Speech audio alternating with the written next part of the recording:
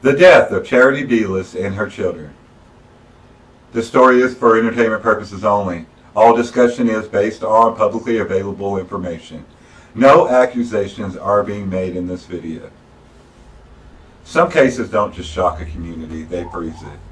They make people stop what they're doing, look at their kids and say, how did something like this happen here? Tonight's case is one of those. A mother, 2 children, a welfare check that turned into a nightmare, and a timeline full of fear.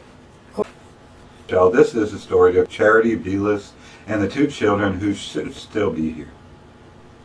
Welcome back to Murder with Mike's wife. I'm Mike. And I'm Shay. Tonight we're covering a case that shook western Arkansas. Bonanza, Fort Smith, Alma, the whole region felt this one. Yeah, this one was really buzzing all over here.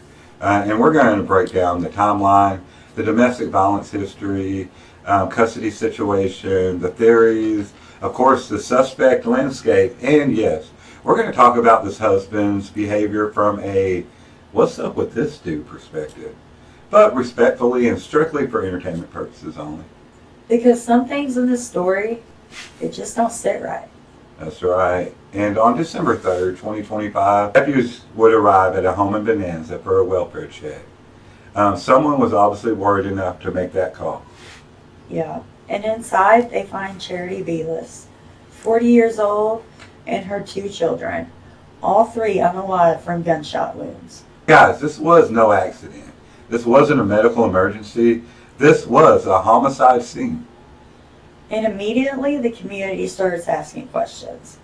Who would do this? Why? And how long have they been there before someone really checked? Exactly. A lot of questions. And to understand this case, you've got to understand Charity. Now, she was a mother trying to protect her kids. And earlier in that same year, she had filed a domestic violence report. Yeah, she accused her estranged husband of choking her. And that's not a small allegation. That's a life-threatening act. Definitely. And her adult son later would tell reporters that she was scared, that she was doing what she could to survive. Those are strong words. That tells you everything about her mindset. She wasn't being dramatic. She was trying to stay alive. Yeah. And shortly before the murders, a judge granted the estranged husband joint custody. And Charity reportedly did not feel safe with that decision. And guys, this is where the public theories start, because people online immediately started connecting the timing, custody ruling, then, of course, the murders. Yeah, and we're not saying anything about guilt, but we are saying the timing is interesting. Definitely. Let's slow down and walk through the timeline step by step, y'all. We're not just going to talk about the dates. We're going to talk about the emotional beats, the legal pressure, and all those moments that built up tension in this case. Yeah, so supposedly early 2025, the domestic violence report, this was a major documented event. Charity accuses her estranged husband of choking her. That's a felony act of violence. Definitely. And choking, it is one of the biggest predictors of future lethal violence, y'all. Now, that's not my opinion or opinion. That's what experts say. Before we go on to this next theory, mind you, this man's occupation was a doctor. He was a family doctor. Yes. Anyways, on to spring and summer 2025, the separation and all the tension. They're separated, and separation is statistically the most dangerous time in an abusive relationship. Definitely. That control's gone. And look, you've got fear, you've got anger, control issues, financial stress, and of course custody stress. And all of this just like a whirlwind, all going on at once. Then in late 2025, the custody battle. This is where things escalate legally. Charity and her estranged husband are fighting over custody. Yeah, and the judge grants joint custody.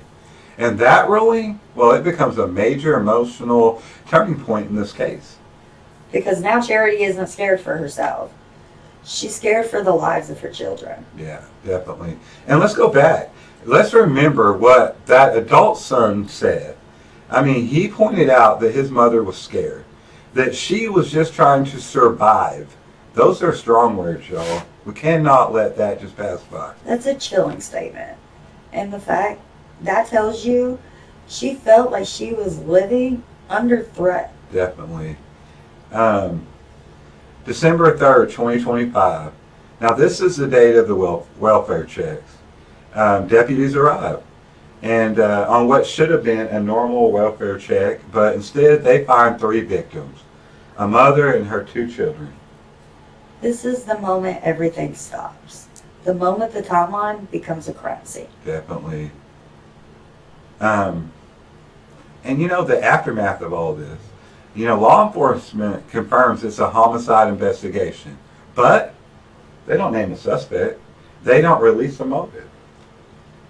And that silence creates a vacuum. Mm-hmm. And in that vacuum, the public starts trying to connect the dots. People are just wanting answers, and when you don't get those answers, a lot of times people start putting things together themselves. It's not always correct. All right, so I do want to say we're going to talk about these public theories, and all these theories presented tonight are public discussion. They are not fact. Let's clarify that. But we are going to talk about the theories the public has discussed, not what we think. Not what investigators have said, just what people online and the community have speculated about. Theory 1, the domestic violence escalation. This is the most commonly discussed theory. People look at the choking allegations and say this could have been the next step. Yeah. Domestic violence escalation is a real pattern. Like, it's real. The public sees that and goes, okay, that is definitely a red flag. Yeah. And then the second theory, custody-related violence. The timing of the custody ruling is another major point of discussion. Yeah, custody battles are one of the top stressors in family-related homicides. That is statistical reality. Theory 3, unknown third party. Some believe investigators may be looking at someone not publicly connected. It's the we don't know what we don't know theory. Yeah, or it could have been theory 4, contracted violence. Right. This one pops up occasionally. People wonder if someone else could have been involved indirectly. Yeah, there's no public evidence of this, but it's a theory people do discuss. And then theory 5, random violence. This is the least likely in public opinion. Most commenters dismiss this because nothing publicly suggests forced injury or robbery. And statistically, triple homicides involving a mother and children are almost never random, y'all. Yeah, and then theory 6, murder-suicide. Law enforcement called it a homicide investigation, so the public pretty much reject this. Yeah, the public isn't wanting to see that. And just with the pattern of the husband and other things, it's hard to look at that with other options haven't been fully gone down. Yeah. All right. Let's talk a little bit about the suspect landscape, y'all. In cases like this, investigators usually look at current or former partners. A lot of times that's who it's going to be. They also look at anyone with a history of violence, anyone involved in custody disputes, anyone with access to the home, and anyone with a motive connected to the victims. And let me just tell you, the husband, bing, bing, bing, bing, bing, hits every one of these. That's just not saying nothing else other than that he does fall into all those categories. Yeah, and they also look at the digital evidence, text, calls, location, social media, financial activity. Definitely, very important. Let's get into what I want to talk about. What's up with this husband? Point of view. All right, let's talk about the husband. Respectfully, factually, and from an entertainment point of view, to be fair. Yeah, because listen, when a woman reports being choked, and then months later, her and her children end up unalive, people are going to look at the husband. Yeah, Definitely. And the custody ruling, Tommy, now that's the part that makes everybody go, what's up with this dude? We're not saying he did anything. We're saying the situation around him is concerning. Definitely concerning. And either way, the public is watching him closely. 3 lives were lost, a mother and 2 children, and the community deserves answers. And we hope the truth comes out, y'all. We hope justice is served. And we hope anyone listening who's in a dangerous situation knows you are not alone. There are resources. Reach out. Get help. This has been Murder with Mike's Wife. Stay safe, stay aware, and hug your people. And we'll see you next time, y'all. Peace.